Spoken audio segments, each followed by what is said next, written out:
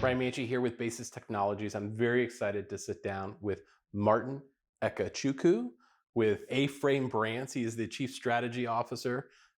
Fascinating organization, portfolio of brands. Yeah, Martin, maybe can you tell us a little bit more about A-Frame of Brands course. and what's so fascinating about it? Happy to. Yeah. So A-Frame Brands was started by Hill Harper and Ari Bloom with honestly, the thesis was around solving problems for underserved, underrepresented groups. What we found was that the one size fits all model around personal care at the time when we started the company has honestly been outdated for a long time. As the demographics in the United States have changed, how do you create products and brands that really address these unaddressed issues over time, such as eczema, melanoma, obesity, diabetes, things like that. All these things that we call head scratchingly obvious problems. If you do a Google search around underrepresented groups and the challenges that may be afflicting those groups, what those things may be. So we started off by solving problems, and the first problem we wanted to go after was melanoma within the persons of color category, because unfortunately, people of color, they succumb to melanoma 4 times greater than anybody else. So we said, listen, what can we create that truly helps to address the situation? So we developed a sun care, skincare line specifically for melanin-rich skin.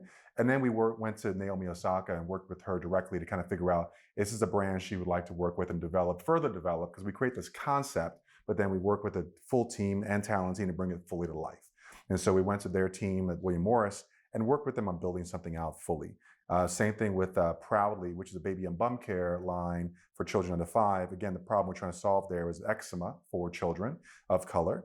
And we had the concept initially written, and then we went to Gabrielle Union Dwayne Wade, the actress and the Hall of Fame basketball player. And we said, listen, this is something that works for you guys when it comes to developing a brand. And they loved it. We went down a rabbit hole and brought something to life. And most recently, we brought to life a brand called Loved One with John Legend. And it's a grooming and skincare line for melanin-rich skin, which is non-gender specific. Anybody can use it, in all honesty. And there was all around the problem about the moisture loss within persons of color. And we built that out. Now it's in 2,000 doors at CVS, and 1,000 doors at Walmart. And even Naomi Osaka skincare line is in 4,000 doors at Walmart. And Gabrielle Union Dwayne Wade's Proudly is in all doors at Target. So it's been a crazy ramp up in 24 months bringing these products to life, but we're here. That's fascinating. And so that is that the model for those future products to you come up with a concept, you find the talent, the kind of ambassador that's going to be heavily involved with it to help promote the brand, and that just kind of keep repeating that. Yeah, no, Yeah. definitely. We're building all these brands to sell for sure. But the entire thesis was all built around solving problems, one problem at a time, right? And building brands. But our talent actually are not endorsers. They are full owners in every single entity we create. We are 50-50 joint venture partners in all of this. They are absolutely part of the decision-making process, the full strategic process, and they really help us to bring this product to market with their teams themselves individually, and really giving us that last 40-50% from the time we have a concept to market, add additional layers where consumers can really latch on to. So as a result, them being founders is much more of intrinsic motivation for them and for us really to make sure this works. And what was fascinating is that because of their belief in what they're doing, the people around them have also invested in the same things that we've invested in. So Naomi Osaka's trainer has invested, stylists, Mm, makeup artists, people like that have really built a belief that this thing is really needed in the market, and they've come in as well. that's great. Yeah. That's great. What have been some of the challenges for each of those? I mean, you get amazing folks who are heavily involved. They've got a vested interest. Mhm. They're able to pull in, those folks that are around them, solving a great Mhm. needs that are out there to underserved community.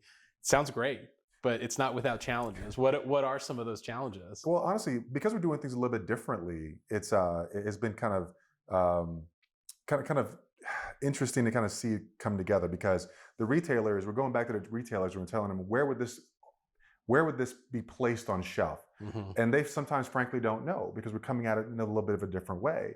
Because for a long time, a lot of the big box retailers had like a multicultural section, and we're telling them for this to be effective, you can't just put it back in the multicultural section. Yeah. You have to put it in other places within the store as well to be able to get a broad base of consumers. But because not everyone that's maybe of color may be shopping there, they're probably shopping somewhere else too. So why just put it into one corner? So we've been encouraging them to think differently about every single one of the brands. That's been the biggest challenge, but they're all really coming along beautifully, which is nice. We have to kind of have a learning curve to get there. And the other challenge has been just having a very matrixed organization because we have talent teams to work with, we got brands that we're developing, we got operational teams, we got agencies. So as a small company, we're managing a umpteen number of people and managing traffic from different locations. Plus, we're also working with we've hired incredible brand presidents that bring this to life, and we're making sure we give them everything that we have available to us to make them successful. And again, they're also pulling down resources that we may have. So we found ourselves like in this beautiful place at the end of the day, but it's new for everyone.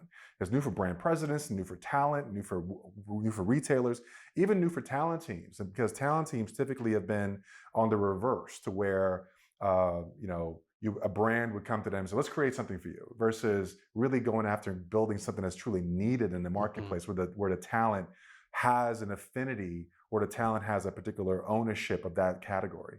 That's great. That's great. I love that. So you talked a little bit about it with the brand presidents and kind of driving more of that. I'm really interested in where you all have seen success and getting the message out. It's great that you've got these owners that are heavily involved and able to leverage their network, but gotta imagine there's areas beyond that.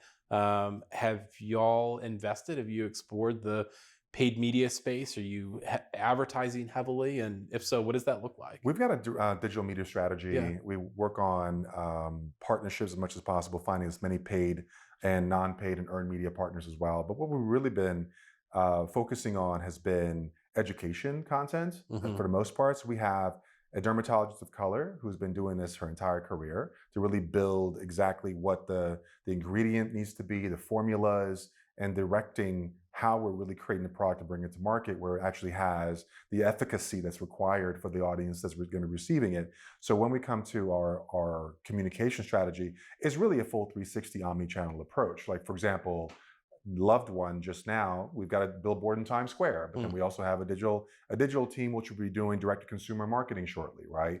Or Proudly, which is heavy in digital and social, to ensure that we're going after moms of color and bringing them to the table to see what new products are available for their children. So we're using multiple paid and organic and earned media opportunities to kind of get there. But we're also looking at partners and agencies that really have a unique lens on how to really build out a communication pathway to get our consumers to kind of understand that we're a new brand, we're a new company, we're a startup, but we have something that's for them. When you look across the industry and hearing, I guess the marketing advertising industry, and look at the new technologies, the new innovations that are happening out there, a lot of buzz, a lot of excitement about different things. Martin, what are you excited about? What gets you really jazzed? Honestly, the things I've been really looking at to date has been, how do you leverage retail data and how do you follow retail data to direct to consumers, and how do you ultimately get them how do you ultimately own them when they come to your website? Like, because I may discover the brand for the first time on shelf, but I may never go onto online to be able to discover you further. So how do I bring you from retail shelf to our website, to our social media?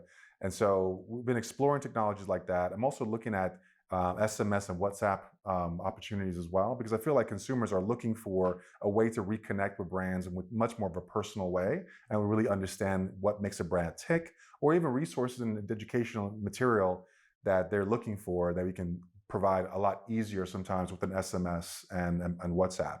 Other things I'm looking at are, listen, TikTok strategy still continues to be a big piece of it, and leveraging TikTok there. I've been looking at AI has been a nice ChatGPT, obviously, probably the biggest buzzword for South by Southwest this entire last few days.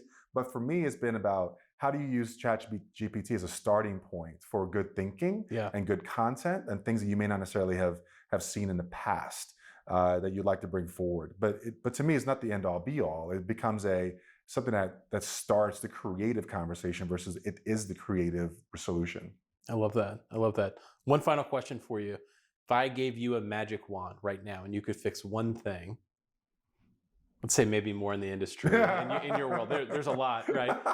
It's probably a deep conversation, but yeah, let's say within the industry, within your world, for like A-Frame, what would that be? What's the you flick that magic wand? What would you fix? Honestly, the main thing I would fix is I would ask all of the buyers, all the retailers, and I would have them fix the way they look at the consumer journey experience in the retail store Hmm. to take back the entire thinking that um, consumers are only shopping in one particular way. They're shopping in a variety of ways. They're seeing things on Instagram feeds and they want to look for it in the store. They are discovering brands in unique ways, and you're still putting it up in a very traditional sort of manner with its shelf sets and the end caps and everything else.